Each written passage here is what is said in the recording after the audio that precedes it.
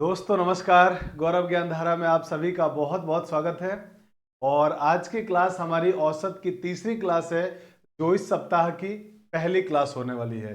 पिछले दो क्लासेस में हम लोगों ने औसत को शुरू किया था, जिसमें हम लोगों ने औसत के टाइप 1 टाइप 2 को पहली क्लास में कंप्लीट किया था और औसत के टाइप 3 को दूसरी क्लास में डिस्कस किया था। आज की क्लास में पूरी क्लास में कंप्लीट टाइप 4 को हम लोग पढ़ने वाले हैं। तो अगर आप पहली बार देख रहे हैं इस क्लास को, तो आप पहले उन दोनों क्लासेस को जरूर देखिए, ताकि आपका बेस वहां से समझ में आ जाए कि औसत का मतलब क्या होता है। हमने उन दोनों क्लासेस में बेसिक बेसिक जो बातें औसत की होती है वो सारी चीजें सीख लिया था। कुछ लोगों के कमेंट मैंने जब पढ़े तो उसमें कुछ लोगों के क्वेश्चन थे कि सर इतने आसान आसान क्वेश्चन जो आप करा रहे हैं, क्या वो एग्जाम में आएंगे? थोड़े लेवल बढ़ाइए, थोड़ा टफ कीजिए। तो मेरे दोस्त, मैं आपसे यही कहना चाहूंगा कि आप किसी भी चैप्टर को, जिसको भी मैं पढ़ा रहा हूं, आप शुरू से एंड तक देखिए। और जब मैं आपसे बोलूं कि ये चैप्टर अब एंड हुआ, तब आप डिसाइड कीजिए कि क्वेश्चन का लेवल क्या रहा। क्या क्वेश्चन बहुत आसान आसान ही मैंने कराए, या वो सारे क्वेश्चन मैंने आपको करा दिए जो पशु परिचर के साथ साथ, पशु परिचर का तो बहुत सिंपल एग्जाम होगा, बहुत सिंपल क्वेश्चन आएंगे, क्या हम लोगों ने उससे भी ज्यादा अच्छे लेवल के क्वेश्चन किए या नहीं किए? ये बात आप लोग जब क्लास का किसी भी चैप्टर को एंड किया जाए तब आप डिसाइड करिए। तब आपको डिसीजन लेने में बहुत कंफर्टेबल महसूस होगा, तब आपको खुद रियलाइज हो जाएगा।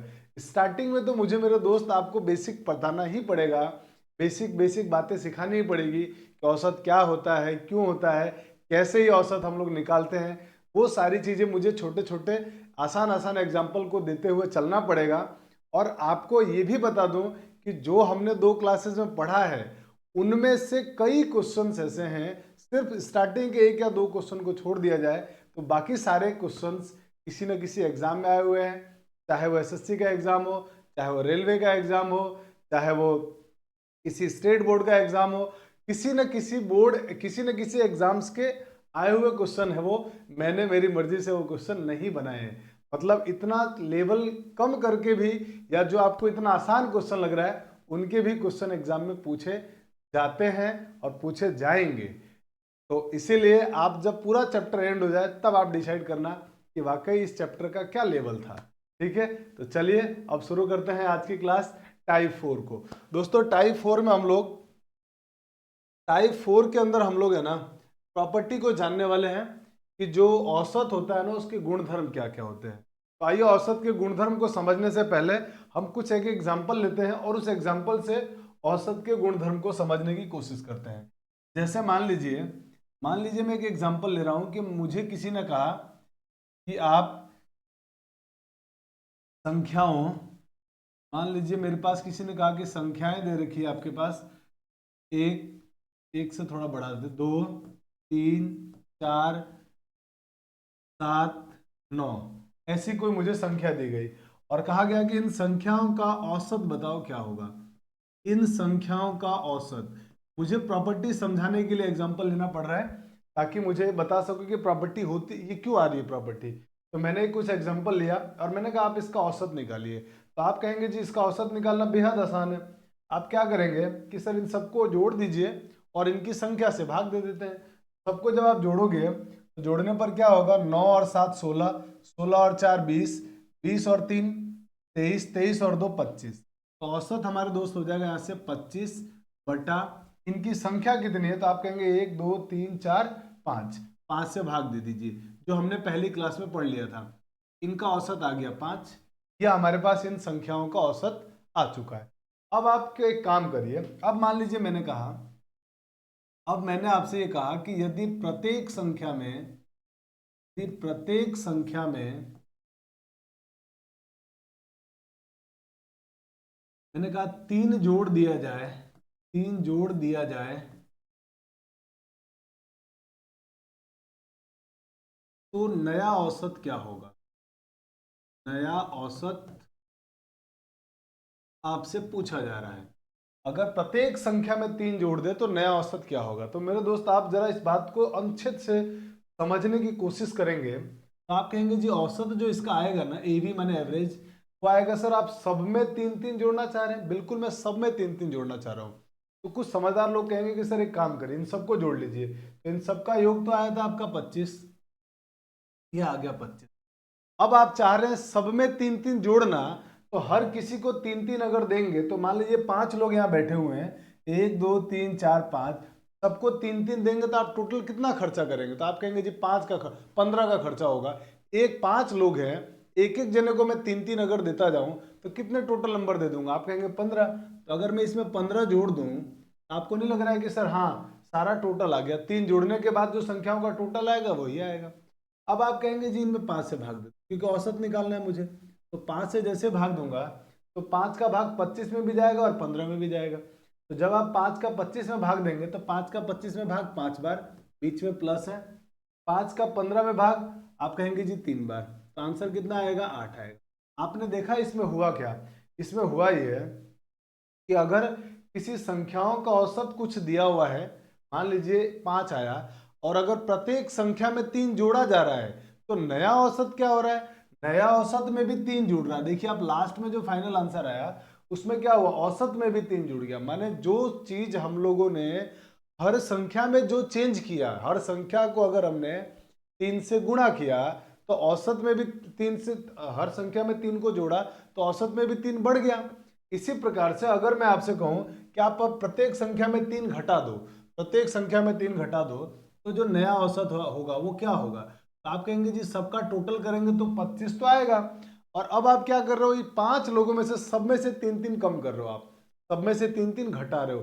तो सब में से अगर 3-3 घटाएंगे, 30 इसमें, 3 इसमें से घटाया, 3 इसमें से, 3 इसमें से, 3 इसमें से और 3 इसमें से, तो टोटल 15 नंबर आपने कम कर लिए। तो इसमें से हमने 15 कम कर लिया, और क्योंकि मुझे एवरेज निकालना था तो 5 से भाग दे दिया। तो 5 से इसमें भाग दूंगा तो 5 बार जाएगा, बीच में माइनस है तो माइनस, 5 का भाग 15 में 3 बार। तो मेरा आंसर कितना आ जाएगा? 2 आ जाएगा। आंसर आ गया 2। इसका मतलब ये हुआ कि अगर मैं किसी संख्याओं का, किन्हीं संख्याओं का औसत दिया जाए, और अगर मुझे ये कहा जाए कि अगर प्रत्येक संख्या में किसी नंबर को जोड़ दिया जाए, हर संख्या में जोड़ा जाए या हर संख्या में घटाया जाए, तो वही काम मुझे औसत के साथ कर देना चाहिए, वही मेरा आंसर आएगा। ये मैं आपको बताना चाह रहा हूं। माने जो चेंज हम लोग हर संख्या में करेंगे वही चेंज आपको औसत में करना पड़ेगा। ये बात मैं समझाना चाह रहा हूं। मुझे लगता है आपको बात समझ में आ गई कि हाँ सर ये बात समझ में आ गई। तो इसी तरीके से ये हमारे पास अब ये बन गई ट्रिक कि यदि किन्हीं n संख्याओं का, मान लीजिए बहुत सारी संख्या हैं, इनका औसत मान लीजिए x दिया हुआ है, तो आपसे ये कहा जा रहा है कि यदि प्रत्येक संख्या में a जोड़ा जाए तो नया औसत में भी क्या होगा? a जुड़ जाएगा। नए औसत में भी x, जो पुराना औसत था, पे जोड़ लीजिए। दूसरा, यदि किस प्रत्येक संख्या में a घटाया जाए तो नया औसत भी क्या होगा? a कम हो जाएगा। मतलब a कम होने का मतलब ये हो गया हमारे पास कि जो x पुराना औसत था उसमें से ये घटा दिया हमने। तीसरा पॉइंट है, यदि प्रत्येक संख्या को इससे गुणा कर दिया जाए तो नया औसत भी क्या होगा? पुराने औसत में a का गुणा कर देंगे। इसी तरीके से यदि प्रत्येक संख्या में a से भाग दिया जाए तो नया औसत हो जाएगा, नया औसत में भी a का भाग लग जाएगा। पूरी सारी बातों का ये मतलब हुआ कि जो चेंज हम लोग प्रत्येक संख्या के साथ करेंगे वही चेंज उनके औसत के साथ करने पर नया औसत आ जाएगा। मुझे लगता है आपको ये बात समझ में आ गई कि हाँ सर एकदम समझ में आ गया कि जो चेंज हमारे को प्रत्येक संख्या में करने के लिए बोलेगा वही चेंज हम लोग हमारे पुराने औसत में कर देंगे तो नया औसत आ जाएगा। बात समझ में आ गई है? जल्दी से आप इसका स्क्रीनशॉट लीजिए, फिर हम लोग बढ़ते आगे क्वेश्चन की दुनिया में। चलिए, अब हम लोग जब तक क्वेश्चन नहीं करेंगे बात समझ में आएगी नहीं कि इस पूरी कहानी का क्या मतलब है। समझिए इस बात को। क्वेश्चन वाला कह रहा है कि 8 संख्याओं का औसत 19 है। अगर प्रत्येक संख्या में 5 से गुणा कर दिया जाए तो नई संख्या का औसत क्या होगा? तो आप कहेंगे प्रत्येक संख्या का 8 संख्या दे रखी है, उन सबका एवरेज कितना है? 19 है। अगर हम हर संख्या में 5 से गुणा कर देंगे तो नया औसत भी क्या होगा? पुराने औसत का 5 गुना हो जाएगा। इसका मतलब मेरे दोस्त जो हमारा नया एवरेज होगा, हमारा नया एवरेज हो जाएगा 19 को 5 से गुणा कर देंगे, और 19 पंजे आपको मालूम है 95 होता है। आंसर हो गया ऑप्शन नंबर बी। बहुत आसान है। प्रॉपर्टी मालूम पड़ेगी। इसके बाद क्वेश्चन बेहद सिंपल, बहुत आसान हो जाने वाले हैं। जल्दी से स्क्रीनशॉट ले लीजिए, बढ़ते हैं आगे। चलिए अब हम आते हैं आगे हमारे अगले क्वेश्चन। देखिए अगला क्वेश्चन क्या कह रहा है। अगला क्वेश्चन कह रहा है 7 संख्याओं का औसत 23 है। अगर प्रत्येक संख्या में 3 जोड़ दिया जाए तो नई संख्याओं का औसत क्या होगा। तो मेरे दोस्त नई संख्याओं का औसत क्या होगा। तो आप कहेंगे सर नई संख्याओं में भी 7 बढ़ जाएगा। अगर हमारे पास पुरानी 7 संख्याओं का औसत 23 है और हम हर संख्या में 7 जोड़ रहे हैं, तो हर संख्या में चेंज कितना कर रहे हैं, 7 जोड़ने का। तो वही काम आपको पुराने औसत में कर देना है। यानी पुराने औसत में जब आप नया एवरेज लाएंगे तो नए एवरेज में क्या होगा, पुराने एवरेज में 7 जोड़ दीजिए, 23 में 7 जोड़ देंगे जाएगा 30, ऑप्शन नंबर ए। एकदम सिंपल है। अब आपको लग रहा होगा कि ये तो सर बहुत आसान है, इतने आसान आसान क्वेश्चन क्यों करवा रहे हैं। फिर कह रहा हूं मैं, आप बने रहिए, आप पूरा कंप्लीट देखिए, मैं पूरा कंप्लीट औसत पढ़ा रहा हूं, इसीलिए आप चिंता मत करिए, सारा कुछ यहाँ पे आ जाएगा आपको। अब मुश्किल सवाल मैं इतने अच्छे से कराऊंगा कि आपको आसान लगने लगेगा, तो इस बात पे मेरी क्या गुनाह है, इसमें मेरी कोई गलती नहीं है। चलिए पढ़ते आगे। अब आते हैं क्वेश्चन नंबर 3 की तरफ। हाँ जी, क्वेश्चन नंबर 3 कह रहा है यदि 4 प्रेक्षणों का औसत 20 हो तो 20 हो और उनमें से प्रत्येक में एक अचर c जोड़ दिया जाए तो औसत 22 हो जाता है, तो तदनुसार c का मान कितना होगा। क्वेश्चन ये जानना चाह रहा है कि 4 प्रेक्षण थे, उनका औसत 20 था। अगर उनमें से प्रत्येक में, ये लाइन होना बहुत जरूरी है, प्रत्येक हो लिखा हुआ होना बेहद जरूरी है, इसके बिना काम बढ़ेगा नहीं। ये बात जरूर आप ध्यान रखना, ये जो मैंने हाईलाइट किया है ये होना बहुत जरूरी है, ठीक है। तो अगर ये कह रहा है कि प्रत्येक में c जोड़ दिया जाए तो उनका नया औसत 22 हो जाता है, तो कहने का मतलब है कि हम जो संख्याओं में चेंज कर रहे हैं, जो संख्याओं में हम चेंज कर रहे हैं वही औसत में चेंज कर दें तो नया औसत आ जाता है। तो पुराना औसत हमारे पास 20 था, प्रत्येक संख्या में 20 जो c जोड़ा है, तो औसत में गया अगर हम c जोड़ दें तो नया औसत आ जाएगा।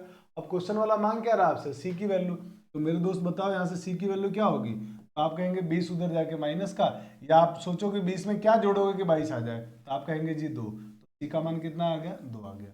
ऑप्शन नंबर बी हमारा करेक्ट आंसर। चलिए पढ़ते हैं आगे, और अब आते हैं हमारे अगले क्वेश्चन की।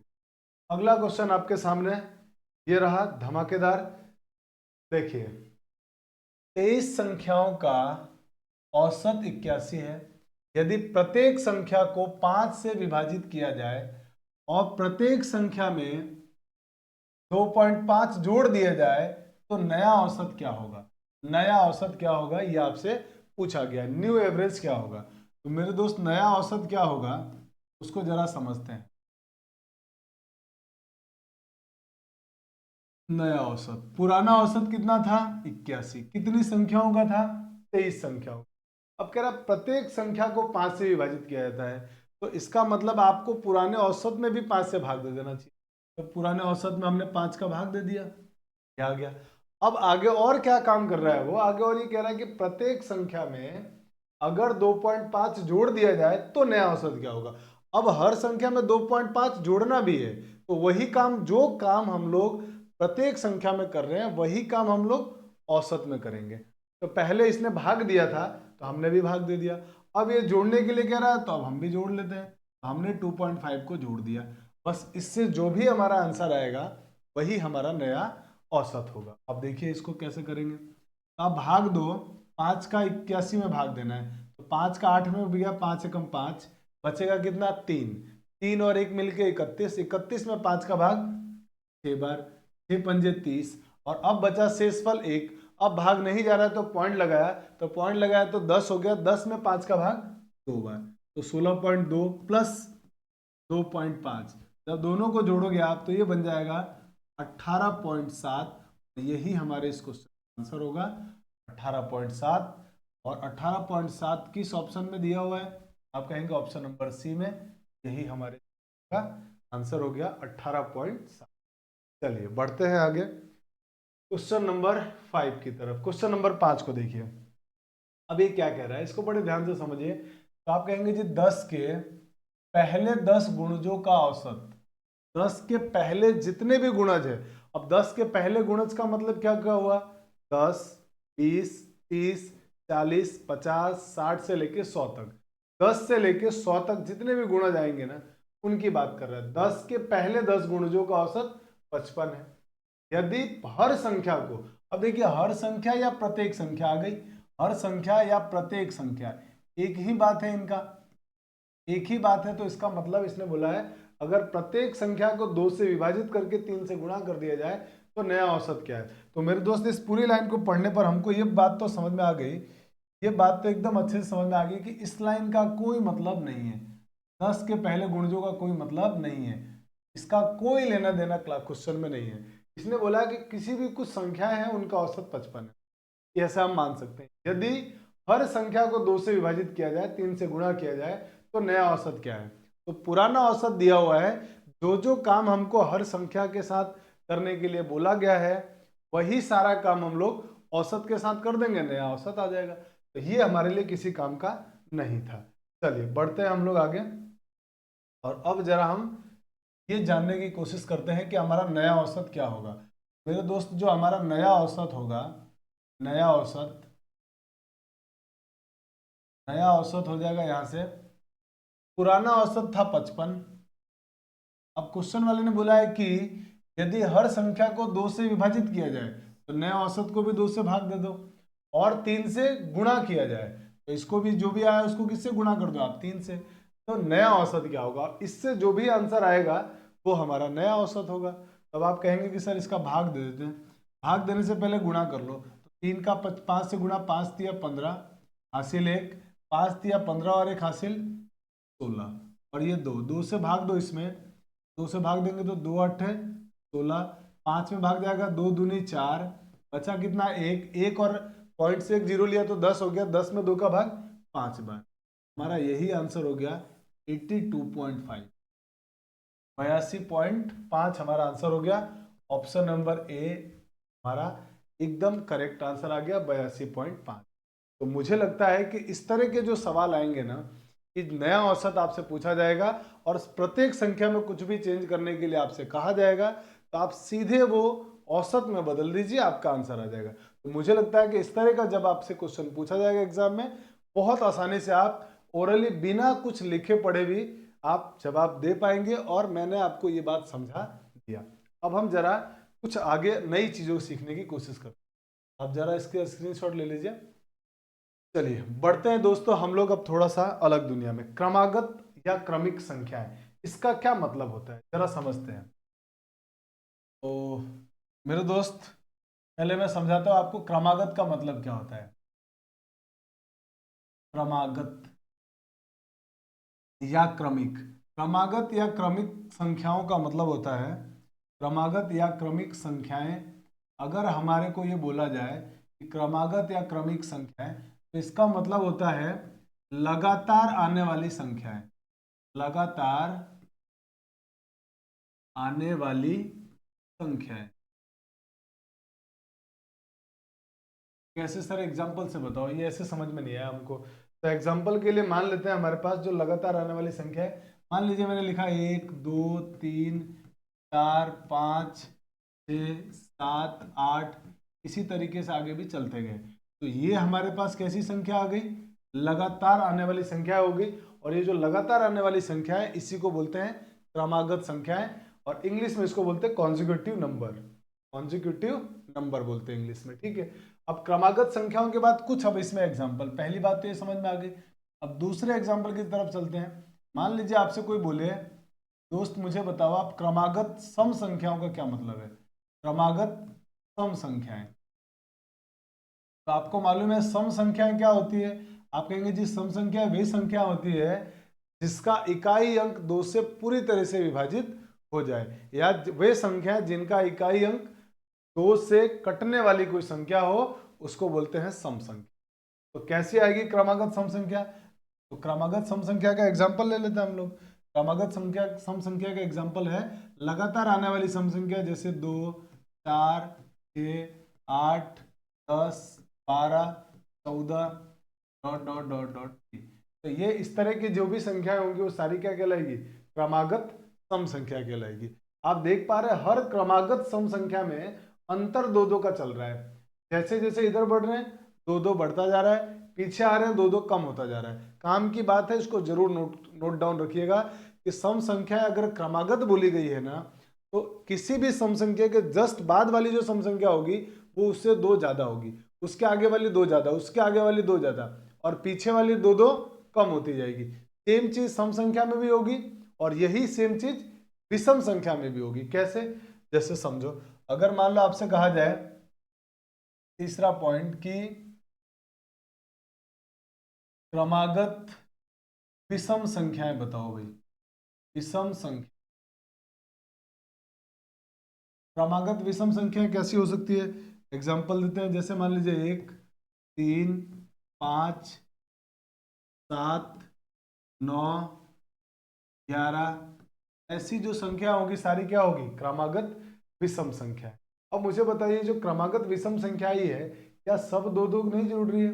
कोई भी संख्या अपने जस्ट पहले वाली से 2 ज्यादा है, तो किसी भी संख्या के अगर पहले वाली संख्या निकालनी है 2 घटा दो, बाद वाली संख्या निकालनी है 2 जोड़ देंगे। इस बात को हम याद रखेंगे। यानी क्रमागत सम संख्या और क्रमागत विषम संख्याओं के बीच में 2-2 का अंतर होता है। इनमें कितने का अंतर होगा? आप कहेंगे सर 2-2 का अंतर होगा, 2-2 का अंतर होगा, इन दोनों केसेस में अंतर होगा। पूरी लाइन का मतलब ये हुआ अंतर समान है। देखो इसमें 1-1 का अंतर चल रहा है, इनमें 2-2 का अंतर चल रहा है। अब मान लो कि ऐसा सवाल आ जाए, अब मान लीजिए ऐसा सवाल आ जाए जिसमें अंतर 2-2 का होता है, तो या तो सम होगी या विषम होगी। अगर वो 2-2 का अंतर ना होके कुछ और अंतर आने लग जाए, ज्यादा अंतर आने लग जाए, 5-5 का, 6-6 का, 7-7 का, तो वो बन जाती है मेरे दोस्त समांतर श्रेणी। का नाम क्या होता है? समांतर श्रेणी। अगर अंतर 2 से ज्यादा बढ़ जाए तो वो होती है समांतर श्रेणी। समांतर श्रेणी नाम आप लोगों ने सुना होगा।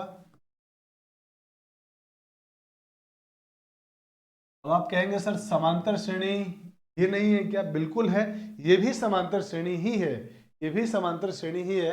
अब इसका एग्जांपल जैसे मान लीजिए, का मतलब हुआ 5, जैसे 5 ले लिया हमने, 5 में 6 जोड़ दिया 11, 11 में 6 जोड़ा 17, 17 में 6 जोड़ दिया 23, 23 में 6 जोड़ा तो 29। तो ये जो संख्याएं आई है ना मेरे दोस्त, ये सारी संख्या कैसी है?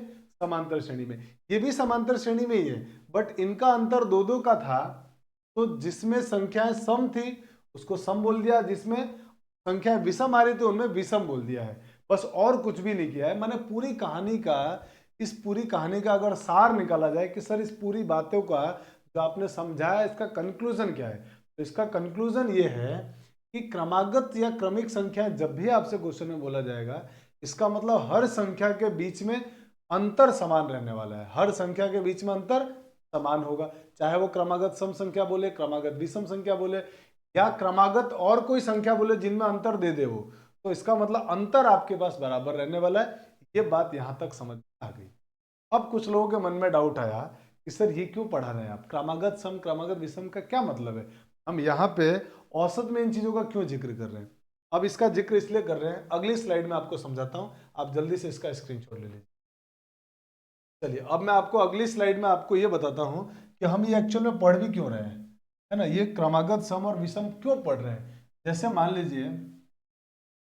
मान लीजिए मैंने आपसे बोला क्रमागत संख्याएं, क्रमागत संख्याएं इसलिए पढ़ रहे हैं क्योंकि ये औसत के अंदर इसका क्वेश्चन आएगा। समझिए इस बात को, क्रमागत संख्याएं, जैसे मान लीजिए मैंने क्रमागत संख्या बोला 2, 3, 4, 5,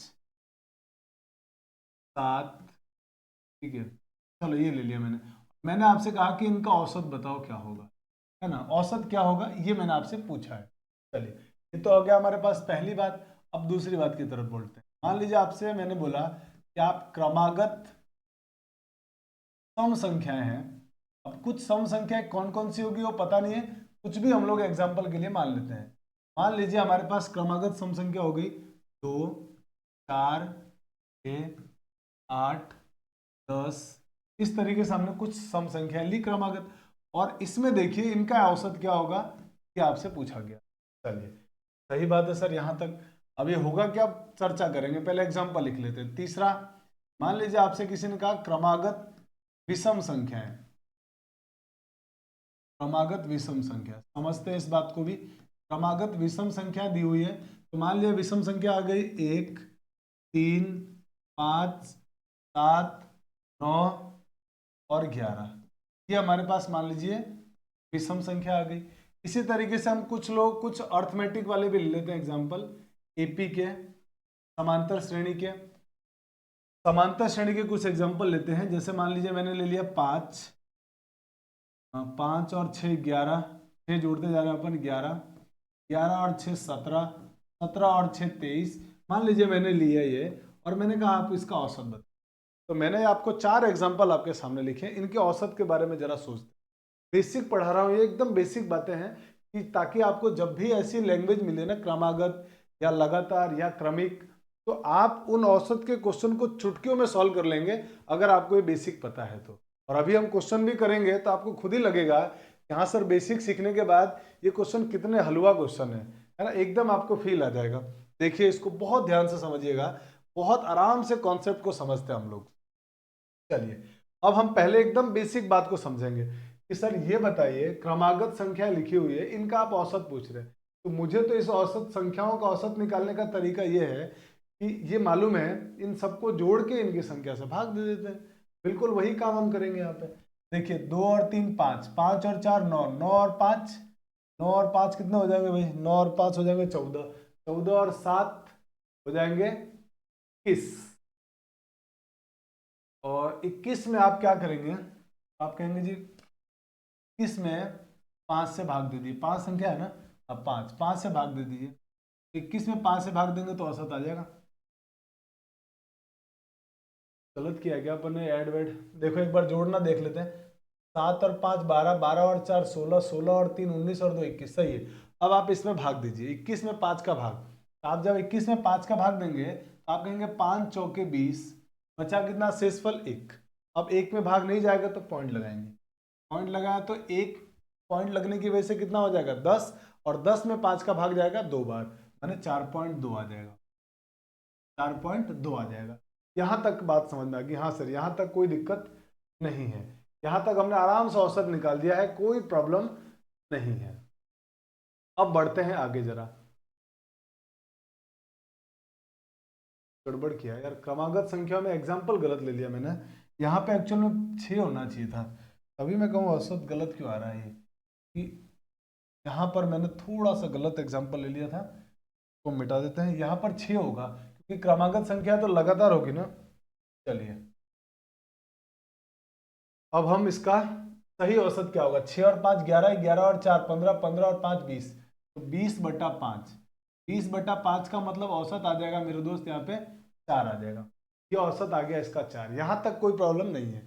अब आगे इनका औसत निकाल, तो इन सबको भी जोड़ लो, जब सबको जोड़ोगे तो क्या होगा, देखो 10 और 8 18, 18 और 6 24, 24 और 4 28, 28 और 2 30, टोटल योग आ गया 30 बटा इनकी संख्या कितनी है, तो आप कहेंगे संख्या सर 5 है, तो 5 का भाग दे देंगे, 5 का भाग देंगे तो कितना हो जाएगा, 5 छंग 30, तो 6 आ जाएगा औसत, 6 बार भाग चला गया। इसी तरह से यहाँ चलिए, अभी आपको थोड़ा सा ये लग रहा होगा उटपटांग की क्या ये एकदम छोटे बच्चों जैसा सिखाने लग गए, मुझे कॉन्सेप्ट सिखाने में टाइम लगेगा, उसके बाद सवाल के कॉन्सेप्ट से कंक्लूजन निकालेंगे, रिजल्ट निकालेंगे जिसको ध्यान रखना है, और उसके बाद क्वेश्चन को धड़ाधड़ करते जाएंगे। अब देखिए 9 और 11 20, 20 और 7 27, 27 और 5 32, 32 और 3 35 और 1 36, ये हो गया हमारा 36। अब कितनी संख्या है ये टोटल, आप कहेंगे जी टोटल संख्या हमारे पास 1 2 3 4 5 6, 6 से भाग दे दीजिए, 6 से भाग देंगे तो औसत कितना आ जाएगा। फिर बढ़ते हैं आगे, अब इसमें आ जाओ, सब में अंतर समान है, देखो 23, 23 और 17 40, 40 और 11, 40 और 11 51, 51 और 4 आप कहेंगे जी 51 और सॉरी 5, 51 और 5 56, टोटल योग आ गया 56, और कुल संख्याएं कितनी है, तो आप गिन लो, संख्या आपके पास 4 दी हुई है, तो संख्या 4 दी हुई है तो 4 का भाग दे दो, 4 का भाग देंगे तो 56 में 4 का भाग 14 बार, 14 चौके 56, यह हमारा आंसर है, ये औसत आ चुका है। अब आप कहोगे सर ये औसत, इतना छोटा छोटा औसत सिखाने की जरूरत क्या पड़ी, जरूरत मेरे दोस्त इसको कॉन्सेप्ट सिखाने के लिए पड़ी। अब ध्यान से अगर इस जो हमने निकाला है औसत, इन सब में आप देखेंगे तो सब में आप कहेंगे सर जो भी आपने एग्जाम्पल लिया है ना, यानी क्रमागत के केस में जितने भी आप एग्जाम्पल लेंगे, क्रमागत, क्रमिक या लगातार, इस तरह का वर्ड क्वेश्चन में बोला जाए या अंतर समान दिया जाए, तो उस केस में हो क्या रहा है, जो आपने औसत निकाला उस औसत को अगर हम ध्यान से ऑब्जर्व कर रहे हैं, ध्यान से देख रहे हैं, तो पहली बात तो हमारे को जो समझ में आ रही है वो ये है कि जो इनका औसत आ रहा है ना, वो औसत मेरे दोस्त, अगर आप बहुत ध्यान से ऑब्जर्व कर रहे हो तो आपको दिखेगा पहली और अंतिम संख्या का औसत ही आंसर आ रहा है। पहली और अंतिम का औसत देखिए, 2 और 6 को जोड़ दो, कितना आएगा? आप कहेंगे जी 4 आ रहा है, औसत 4 ही तो आ रहा है। फिर से आप देखो यहाँ पर भी पहली बात कि सर यहाँ पर भी मुझे क्लियर दिख रहा है कि पहली और अंतिम का योग का, अंतिम का औसत, पहली और अंतिम का औसत माने 2 और 10 का औसत, तो दो संख्याओं का औसत कैसे निकालते हैं? 2 को जोड़ के 2 से भाग, तो ये हो गया हमारा 12/2 माने 6, क्योंकि औसत 6 ही आ रहा था।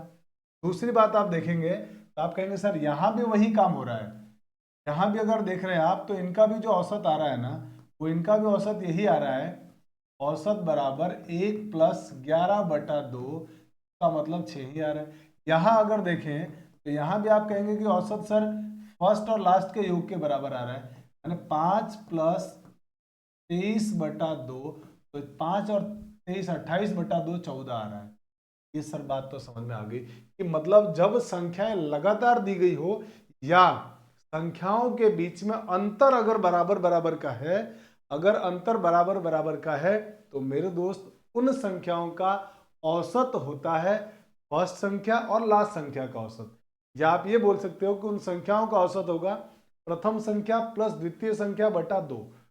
ये हमारा आंसर होता है। लेकिन अब आप कहोगे कि सर एक बात और हमको समझ में आ रही है, अगर और ध्यान से इस औसत को देख रहे हैं तो हमको एक बात और क्लियरली समझ में आ रही है, और वो जो दूसरी बात है ना, वो क्या है उसको जरा हम गौर से समझने की कोशिश करते हैं।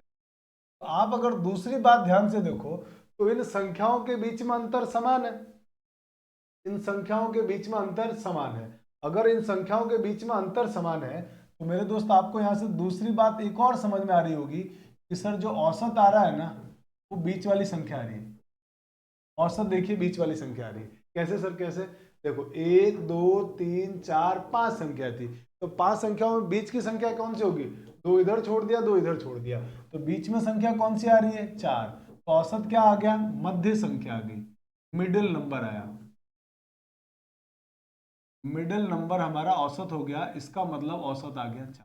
ये दूसरी बात सर, ये तो गजब की बात हमारे को समझ में आ गई। अब इसमें क्या, इसमें भी ऐसा हो रहा है? बिल्कुल सब में होगा।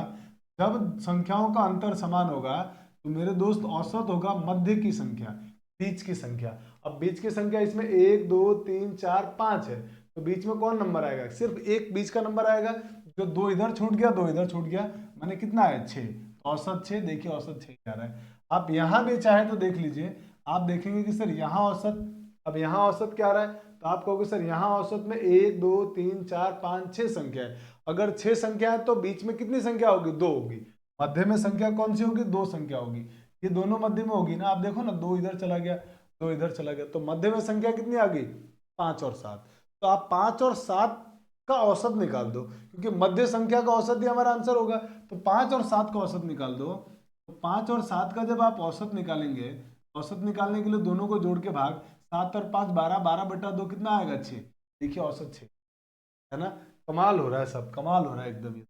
दूसरी बात फिर समझो, इसमें अगर इसमें भी आप देखोगे तो अंतर समान है, अंतर समान है तो औसत क्या होगा? बीच के नंबरों का औसत या मिडिल नंबर। तो मिडिल नंबर अगर 2 आए तो औसत निकालना, 1 आए तो वही हमारा औसत हो जाएगा। देखिए यहाँ पे बीच में 2 संख्या आएगी तो इनका औसत निकाल दो, तो औसत क्या होगा? मध्य संख्याओं का औसत, माने 11 + 17/2, 11 और 17 28, 28/2 हो जाएगा। ये गजब की बात समझ में आई कि हाँ सर, ये बात समझ में आ गई कि ये ऐसे भी औसत निकाला जा सकता है। तो पूरी कहानी से जो हम लोगों ने रिजल्ट बनाया, वो रिजल्ट ये निकला कि जब कभी भी आपको संख्याओं के बीच का अंतर दिया गया हो, जब इन संख्याओं के बीच का अंतर, इस बात को आप नोट डाउन कर लेना कॉपी में, कि जब संख्याओं के बीच का अंतर समान हो तो औसत 2 प्रकार से निकालेंगे। पहला तो तरीका यह है कि first number plus last number बटा 2, ठीक है। दूसरा तरीका है औसत मध्य की संख्याओं का औसत, बीच में अगर एक ही संख्या है तो वही औसत, और दो संख्या आएगी तो दोनों का औसत होगा। इस बात को आप नोट डाउन कर जरूर लेना, बहुत काम की पॉइंट, क्योंकि हम लोग इसका यूज क्वेश्चन करते समय करेंगे। हम बार बार जोड़ के संख्याओं का औसत नहीं निकालने वाले हैं। जितना भी सब काम करना था ना, गधा मजूरी जितना भी हमको करना था, वो सब हम लोगों ने इस एग्जाम्पल को सीखने में कर लिया है। तो जब कभी भी मैं लिख ही देता हूँ, चलो यही लिख देता हूँ, मैं यहाँ लिख देता हूँ कि जब संख्याओं का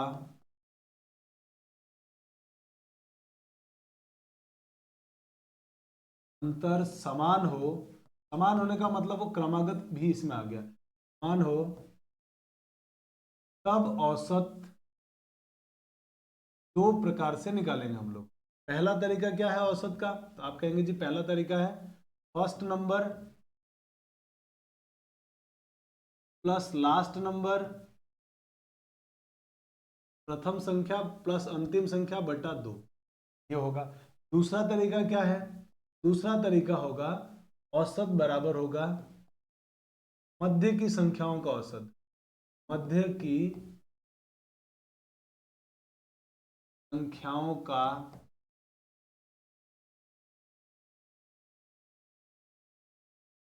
ये बात आपको ध्यान रखना। अब मध्य की संख्या दो आएगी तो औसत निकलेगा, एक होगी तो वही हमारा आंसर होगा। तो पूरी कहानी समझ में आ गई कि हाँ सर क्रमागत का मतलब पूरा समझ में आया, और ये क्यों पढ़ रहे थे अब आपको वो बात भी समझ में आ गई। अब इसका यूज कैसे होगा क्वेश्चन में जरा वो जानते हैं, तो जल्दी से आप स्क्रीनशॉट ले लीजिए, फिर हम लोग आगे बढ़ते हैं। चलिए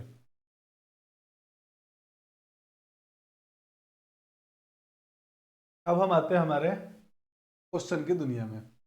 अब देखिए इस पे क्वेश्चन कितने जबरदस्त बनते। जैसे पहला क्वेश्चन देखिए, अब इसमें जो हमारे पास 5 क्वेश्चन हमने कर लिया था, छठा क्वेश्चन जो है ना क्रमागत पर, क्वेश्चन वाला ये कह रहा है आपसे कि 4 क्रमागत सम संख्याओं का औसत 27 है, इन संख्याओं में से सबसे बड़ी संख्या क्या होगी, ये सवाल वाला पूछ रहा है।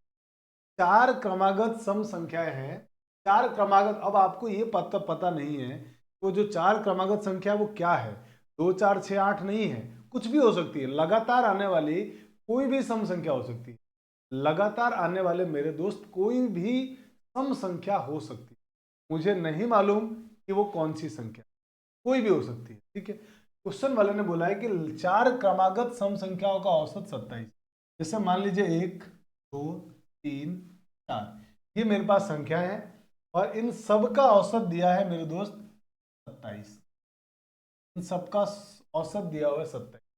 इन संख्याओं में सबसे बड़ी संख्या क्या होगी, तो आप कहेंगे सबसे बड़ी संख्या सर ये रही होगी, सबसे बड़ी संख्या क्या रही होगी, ये रही होगी, ये संख्या सबसे बड़ी रही होगी, इस बात की पूरी पूरी गारंटी है। अब आपसे कहा गया कि ये संख्या क्या होगी। अब जरा सोचिए कि अगर इन 4 क्रमागत सम संख्याओं का औसत 27 दे दिया, तो मुझे इन संख्याओं में से सबसे बड़ी संख्या क्या होगी कैसे पता करें। तो हमने जो हमारा बेसिक फंडा अभी पढ़ा कि औसत क्या होता है क्रमागत के केस में, तो आप कहेंगे जी औसत जो होता है ना, जो औसत होता है ना सर, वो औसत दो तरीके से, या तो मध्य की संख्या से निकाल लीजिए, या औसत आप ऐसे निकाल सकते हैं कि औसत आप ऐसे निकाल सकते हैं कि इन जो सारी संख्या है इन सब का योग उससे कर लीजिए आप, है ना, कैसे भी करके औसत आप निकाल सकते हैं, बेहद सिंपल है। अब आपको मैं बेहद आसान तरीके से बताता हूँ, क्योंकि हमको ये मालूम ही नहीं कौन सी संख्या है, 4 लगातार आने वाली कौन सी किस्मत वाली भाग्यशाली संख्या है वो हम नहीं जानते हैं। तो हमने मान लिया, मान लेते हैं, मान लिया कि हमारे पास पहली जो संख्या है वो x है, तो डेफिनेटली आप कहोगे सर अगली संख्या x+2 रही होगी, क्योंकि सम संख्या और क्रमा और विषम संख्या में दो दो का अंतर चलता है, दो दो का अंतर होता है, तो अगली संख्या डेफिनेटली आप कहेंगे x+, अगली संख्या आप कहेंगे x+4, अगली संख्या आप कहेंगे x+6, अगली संख्या क्या हो जाएगी मेरे दोस्त x+6, और आपसे x+6 के बारे में क्वेश्चन वाला जानना चाहता है। अब आप मुझे बड़े ध्यान से बताइए, आप अगर ये संख्या दिए तो इनका औसत कैसे निकालेंगे, तो आप कहेंगे जी इनका औसत हो जाएगा सर पहली संख्या और आखिरी संख्या को जोड़ दीजिए और 2 से भाग दे दीजिए, यही तो हमने औसत का तरीका पढ़ा था क्रमागत में, फर्स्ट और लास्ट अपॉन 2 या मिडिल नंबर, दोनों में से कैसे भी कर लो आप, मिडिल नंबर से कर लो या फर्स्ट और लास्ट से कर लो। बराबर कितना दिया हुआ है, आप कहेंगे जी 70। चलो यहाँ तक कोई प्रॉब्लम नहीं है। अब आप मुझे बताओ ये x और x कितने होंगे, आप कहेंगे 2x प्लस 6 अपॉन 2 बराबर में 70। अब आप मुझे बताओ इस 2 का भाग इसमें जाएगा कि इसमें जाएगा, आप कहेंगे जी दोनों में जाता है भाग, दोनों में भाग दे दो। तो दोनों में जब भाग देंगे तो 2 का इसमें भाग गया, 2 से 2 कट गया, x बचेगा, प्लस इसमें भाग देंगे तो 2 3 6 बराबर हो जाएगा 70। और मुझे सॉरी एक गलत हो गया, 2 का भाग जब हम 6 में देंगे तो कितना आएगा, 3 आएगा, तो x प्लस 3। तो यहाँ से x की वैल्यू क्या हो जाएगी, आप कहेंगे जी 24 हो। x की वैल्यू 24 हो गई, पर हमसे क्वेश्चन वाले ने क्या पूछा है, सबसे बड़ी संख्या क्या होगी। तो सबसे बड़ी संख्या क्या होगी मेरे दोस्त, आप कहेंगे सबसे बड़ी संख्या तो सर x प्लस 6 थी। तो मुझे बताओ x की वैल्यू अगर 24 है, सबसे बड़ी संख्या क्या हो जाएगी, 24 प्लस 6 माने 30 हमारे इस क्वेश्चन का आंसर। कितना सिंपल था ना, बिल्कुल आसान था। बेसिक बात अगर हमको मालूम है तो क्वेश्चन बेहद आसान बनना ही बनना है। अब आप जल्दी से इसका स्क्रीनशॉट ले लीजिए, फिर हम लोग आगे बढ़ जाते हैं। चलिए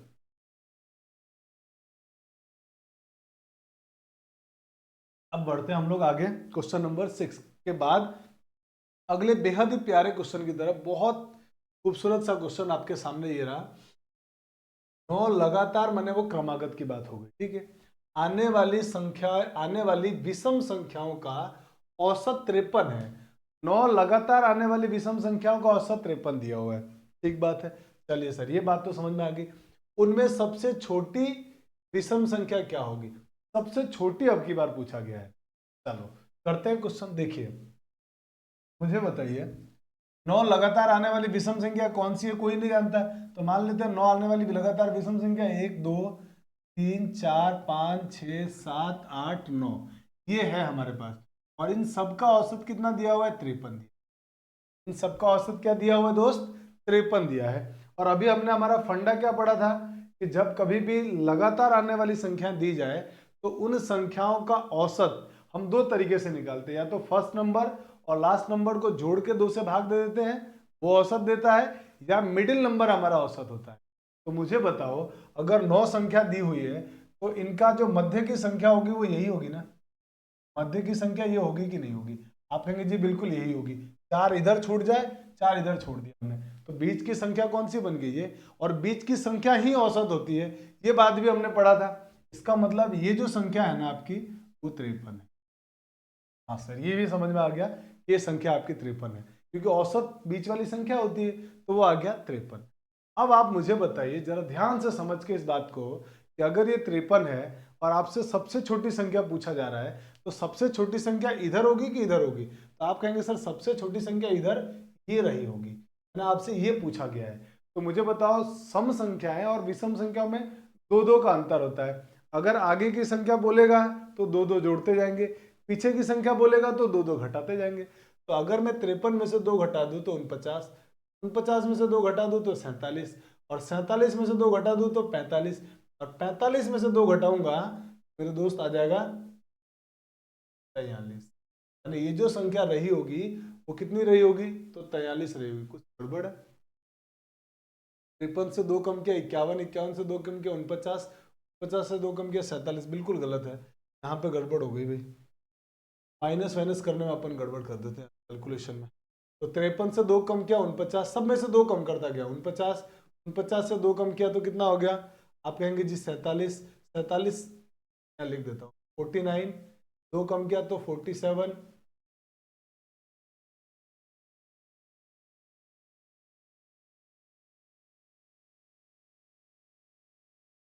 हाँ जी यहाँ पर 2-2 कम करते जा रहे हैं, तो ये बन रहा है 53 में से 2 कम किया तो 51, 51 में से 2 कम करेंगे तो 49, और 49 में से 2 कम करेंगे तो कितना हो जाएगा 47, और 47 में से 2 कम करेंगे तो कितना हो जाएगा मेरे दोस्त 45।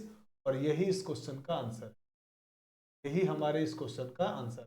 तो बेहद आसान है, बहुत आसानी तरीके से निकाल लिया, मिडिल नंबर निकाला और उसके बाद 2-2 कम करते गए, सीधे हम हमारे क्वेश्चन पे आंसर हो गया ऑप्शन नंबर ई इसका करेक्ट। चलिए जल्दी से स्क्रीनशॉट लीजिए, बढ़ते हैं आगे हम लोग और आगे आते हैं अगले क्वेश्चन की तरफ। अगला बहुत ही प्यारा सा क्वेश्चन आपके सामने ये रहा। इसमें क्वेश्चन वाला आपसे जानना चाह रहा है कि 8 क्रमिक 8 क्रमिक संख्याओं का औसत 6.5 है, उनमें से सबसे छोटी तथा सबसे बड़ी संख्या का औसत क्या होगा। अब देखिए इस क्वेश्चन वाले ने कितना मतलब कितना आसान सा सवाल पूछा है ना। 8 क्रमिक संख्याएं माने लगातार आने वाली संख्याओं का औसत आपको दिया हुआ है 6.5 और कह रहा है सबसे छोटी और सबसे बड़ी। सबसे छोटी का मतलब पहली संख्या और सबसे बड़ी का मतलब आखिरी संख्या, उनका औसत पूछ रहा है। तो हमने यही तो पढ़ा था कि जब क्रमागत संख्याएं दी जाए तो उन सबका औसत वही होता है जो फर्स्ट और लास्ट का औसत होता है। तो मतलब जो इसने दिया वही हमारा आंसर है, कुछ भी नहीं करना पड़ा। कितना आसान सा क्वेश्चन है, सिर्फ लैंग्वेज में हमको उलझा रहा था ये। मैं आपको समझा भी देता हूँ। 8 क्रमिक संख्या मुझे मालूम नहीं क्या है, तो मैंने लिख दिया 1 2 3 4 5 6 7 8। इन सबका औसत दिया हुआ है 6.5 और क्वेश्चन वाला मुझसे इन दोनों का औसत पूछ रहा है। तो मेरे दोस्त इन दोनों का औसत 6.5 है और इन दोनों का औसत मुझसे पूछा जा रहा है। तो मेरे दोस्त इन दोनों का औसत उतना ही होगा जितना इसका औसत होगा, ये हमने पढ़ लिया है। मैंने हमारा आंसर कितना हो गया 6 पॉइंट। बेहद आसान था ना, बेहद सिंपल। चलिए बढ़ते हैं आगे। प्रॉपर्टी मालूम होने के बाद क्वेश्चन एकदम आसान बन जाएगा। चलिए अब अगले आते हैं क्वेश्चन नंबर 9 की तरफ। क्वेश्चन नंबर 9 कह रहा है प्रथम, प्रथम का मतलब स्टार्टिंग से 100 धन पूर्णांकों का औसत क्या होगा। स्टार्टिंग से 100 धन पूर्णांक, स्टार्टिंग से धन पूर्णांक पहला 1, फिर क्या आएगा 2, फिर क्या आएगा 3, ऐसे ही करते करते लास्ट में 100 तक जाना है। और इन सब का आपसे औसत पूछा है मेरे दोस्त। तो इन सब का औसत आप देखिए सब लगातार आ रहे हैं, और अगर ये सब लोग लगातार आ रहे हैं माने इनका अंतर समान है, तो मेरे दोस्त इनका औसत तो बहुत आसान हो गया। आप कहेंगे जी इनका औसत निकालने के लिए फर्स्ट और लास्ट का औसत निकाल दो। इनका जो औसत होगा वही हमारा आंसर होगा। तो इनका औसत होगा 1 + 100/2 माने 101/2, और 101/2 का मतलब होता है दोस्त 50.5। और यही हमारे इस क्वेश्चन का आंसर है। अगर आप चाहे तो औरल भी इस सवाल को खत्म कर लेंगे कि 100 + 1 101, 101/2 50.5, हमारा आंसर हो गया 50। कुछ भी लिखने की जरूरत नहीं, बेसिक समझ में आया, क्वेश्चन धड़ाधड़ बनेंगे। चलिए बढ़ते हैं आगे क्वेश्चन नंबर 9 के बाद 10 की तरफ। क्वेश्चन नंबर 10 में पहली बात तो बोल दिया इसने प्रथम माने स्टार्टिंग से 1 से 8 प्राकृत संख्याओं का औसत पूछा है। अब इसने फिर से क्या बोला 1 2 3 प्राकृत संख्याओं का औसत। प्राकृत संख्या आपको नंबर सिस्टम में पहले ही पहली क्लास में मैंने बहुत अच्छी तरह से आपको पूरा नंबर सिस्टम का पूरा खेल क्या था वो समझा दिया था। और आपको पता भी होगा प्राकृत संख्या क्या होती है, 1 से स्टार्ट होने वाली। 1 से लेकर 8 तक की संख्याओं का औसत पूछा है। तो आप सबका औसत निकालने के बजाय आप इनका औसत निकाल लीजिए। इन दोनों का औसत क्या होगा, आप कहेंगे 1 + 8/2 माने 9/2। 9/2 का मतलब हो गया 4.5 माने 4 अब 4.5 ऑप्शन में नहीं है तो 4 से 1/2 हो जाएगा। सिंपल है ना, मिक्स फ्रैक्शन में दिया हुआ है मिश्र भिन्न के रूप में। 4 से 1/2 हमारा। अब मान लीजिए किसी को ये आंसर में बदलना नहीं आता है तो वो लोग क्या करेंगे, उनको कैसे बदलना है। 2 का भाग दो 9 में, तो 2 का भाग 9 में 2 चौके 8, 4 बार जाएगा। शेष कितना बचा 1, और अब भाग नहीं जा रहा है तो जो शेष बचा उसको ऊपर और जिससे भाग दे रहे वो नीचे लिख दीजिए। बस यही हमारा आंसर हो जाए। इस प्रकार से आप इसको मिक्स फ्रैक्शन बदल सकते। चलिए फटाफट स्क्रीनशॉट ले लीजिए, पढ़ते हैं आगे अगले क्वेश्चन में। Question number 11। क्वेश्चन नंबर 11 कह रहा है प्रथम 10 सम संख्याओं का औसत क्या होगा। पहली 10 सम संख्याएं।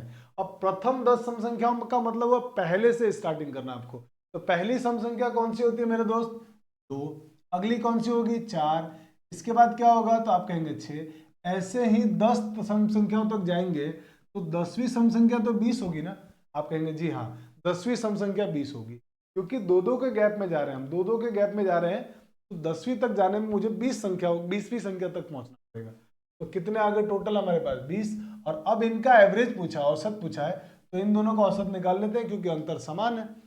इन दोनों का जो एवरेज होगा वो हो जाएगा 2 + 20, 2 + 20/2 माने 22/2 माने 11। और यही हमारे इस क्वेश्चन का आंसर है, option number C correct answer. चलिए जल्दी से स्क्रीनशॉट ले लीजिए, बढ़ते हैं आगे अगले question. Question number 12। Question number 12 में क्वेश्चन वाला कह रहा है 100 तक की सभी विषम संख्याओं का औसत। 100 तक की जितनी भी विषम संख्या आने वाली है, 100 तक, समझ में आ रही बात? एकदम अच्छे से समझना, 100 तक जाना आपको, एक से लेके प्रथम 100 तक की जितनी भी विषम संख्या है ना, 100 तक की जितनी भी विषम संख्या है सारी लेनी है आपको। तो 100 तक का मतलब 1 से 100 तक जब हम जा रहे होंगे उसमें कितनी विषम संख्या आएगी? तो आप कहेंगे सर पहली तो विषम संख्या आएगी 1, अगली कौन सी आएगी 3, इसके बाद क्या आएगा 5, इसके बाद आएगा 7, और इसी तरीके से आपको जब 100 तक जाएंगे, 100 से आगे तो जाना नहीं है, तो उससे जस्ट पहले वाली विषम संख्या कौन सी आएगी 99। और मुझे केवल विषम संख्याओं से मतलब है, ऐसा क्वेश्चन में बोला हुआ है 100 तक की सभी विषम संख्याओं का औसत, तो विषम संख्या तो 99 तक ही होगी, इसके अलावा नहीं होगी। तो 1 से लेके यहां तक की संख्याओं का आपसे औसत पूछा, तो यहां से लेके यहां तक का औसत का मतलब हुआ इन दोनों का आप औसत निकाल लीजिए। इन दोनों का औसत क्या होगा 1 + 99/2, मेरा आंसर आ गया 50। Option number B correct answer है। चलिए जल्दी से स्क्रीनशॉट ले लीजिए, पढ़ते हैं आगे अगले क्वेश्चन। अगला क्वेश्चन है हमारा 1 से लेके 39 तक की सभी विषम संख्याओं का औसत। 1 से लेके 39 तक माने 39 को भी इन्वॉल्व करना है, क्योंकि 39 खुद भी विषम संख्या है। तो मेरे दोस्त 1 से लेके 1, 3, 5, 7 से चलते चलते आपको 39 तक जाना है, और 1 से लेके 39 तक की जितनी भी विषम संख्या आती है ना, उन सभी विषम संख्याओं का औसत आपसे जानना चाहता है क्वेश्चन वाला। तो 1 से लेके 39 तक यही सारी विषम संख्या आई और इनका औसत जानना चाहता है, तो आप क्या करेंगे? आप कहेंगे जी इनका औसत निकाल दो। तो इनका औसत क्या होगा मेरे दोस्त? इन दोनों संख्याओं का औसत 1 + 39/2 माने आ जाएगा आंसर, और यही हमारे इस क्वेश्चन का आंसर है। 40/2 माने 20, option number C correct answer. बहुत आसान है, बहुत सिंपल है। चलिए यहां तक कोई दिक्कत नहीं है। अब बढ़ते हैं आगे अगले क्वेश्चन की तरफ। अगले क्वेश्चन को बड़े ध्यान से समझते हैं। क्वेश्चन वाला कह रहा है प्रथम 11 लगातार सम संख्याओं के वर्गों का औसत। प्रथम 11 पहले 11 लगातार सम संख्याओं का औसत आपसे पूछा गया। बहुत ध्यान से समझिएगा, प्रथम 11 पहली 11 और सम संख्याओं के वर्गों का, ध्यान से समझना। पहली 11 में मतलब 11 संख्या होंगी, पहली 11 का मतलब 11 संख्या होंगी, और लगातार आने वाली सम संख्या, लगातार प्रथम से शुरू करना है तो पहली, और सम संख्या की बात कर रहा है तो मेरे दोस्त पहली सम संख्या आप कहेंगे 2, अगली सम संख्या आप कहेंगे 4, अगली 6, ऐसे करते करते 11 लिखनी है आपको। मुझे पता है ऐसे करते करते 11 तक जाएंगे तो 11वीं सम संख्या क्या होगी? आप कहेंगे जी 22 होगी, 22 होगी, और वो भी इनके वर्गों का बोला है, तो इसका मतलब इनके वर्गों का वर्ग हो गया। और इनका आपसे पूछा है कि औसत क्या होगा, इनका औसत पूछा है, तो अब इनके बीच में अंतर समान नहीं है। अब इनके बीच में अंतर समान नहीं है, क्योंकि ये 2 का स्क्वायर 4, ये कितना हो गया 16, ये हो गया 36, तो 16 और 4 का अंतर 12, और ये 16 और 36 का अंतर 20, तो अंतर तो अब समान नहीं आ रहा है, तो जो हमने सीखा था वो तरीका काम नहीं करेगा। तो इसको सब कैसे करेंगे? बहुत आसान, आपसे इनका औसत ही तो पूछा है, तो इनका औसत क्या करेंगे आप निकालने के लिए? सबको, जो हमारा जो बेसिक तरीका था ना वो हम लोग लगा देंगे, सबको जोड़ देंगे और इनकी संख्या से भाग दे देंगे।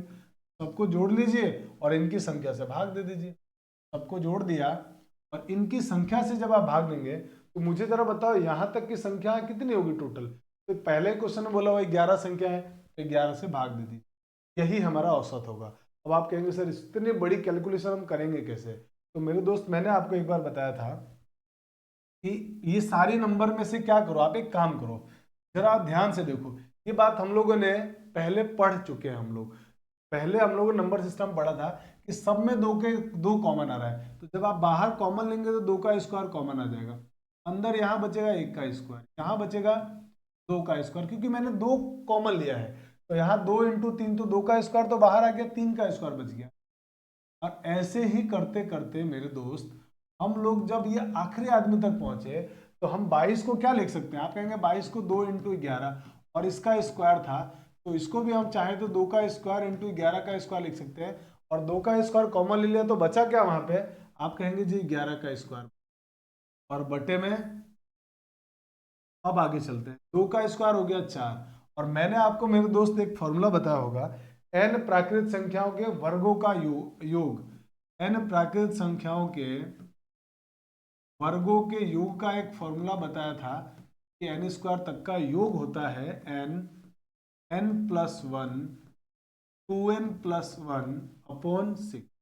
ये n होता है लास्ट नंबर। तो मेरे दोस्त मुझे बताओ, इस क्वेश्चन में n कौन होगा? आप कहेंगे जी 11। अगर इस क्वेश्चन में 11n होगा, n की वैल्यू होगी तो 11, n प्लस 1 माने 11 से एक ज्यादा 12, फिर 2n प्लस 1 तो मतलब 11 का दुगना 22, 22 में एक जोड़ देंगे 23, तो ये हो गया 23, और बटे में 6, और पहले से बटे में क्या था 11। ये यहां तक बात समझ में आ गई। अब ये 11 से 11 काट दो, ये जो कट रहा काट दो, 11 से 11 कट गया, 6 दूनी 12 हो गया, 4 दूनी 8, 4 दूनी 8 का गुणा 23 से, तो 8 तिये 24 के 4 हासिल 2, 8 दूनी 16, 16 और 2, 16 और 2 18। आंसर कितना आ गया? यही हमारा इस क्वेश्चन का आंसर है। Option number A is correct answer. 84 हमारा इस क्वेश्चन का आंसर है।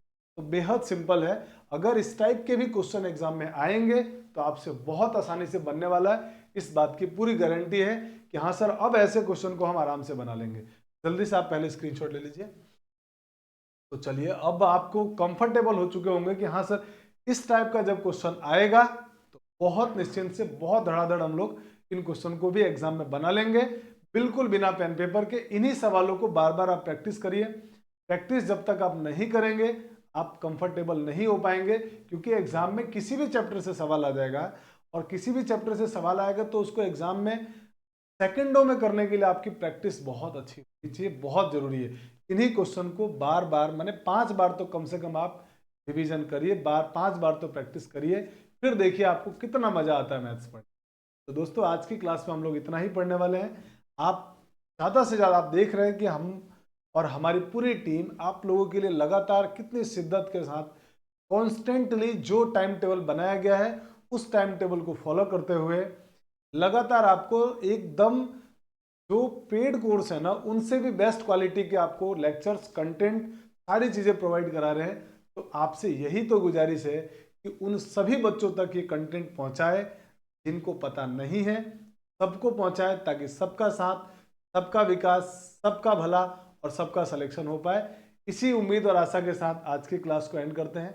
पढ़ते अगली क्लास में हम लोग औसत के एक और बेहतरीन टाइप को लेकर आएंगे। तो मिलते हैं नेक्स्ट क्लास में। Thanks for watching. जय हिंद।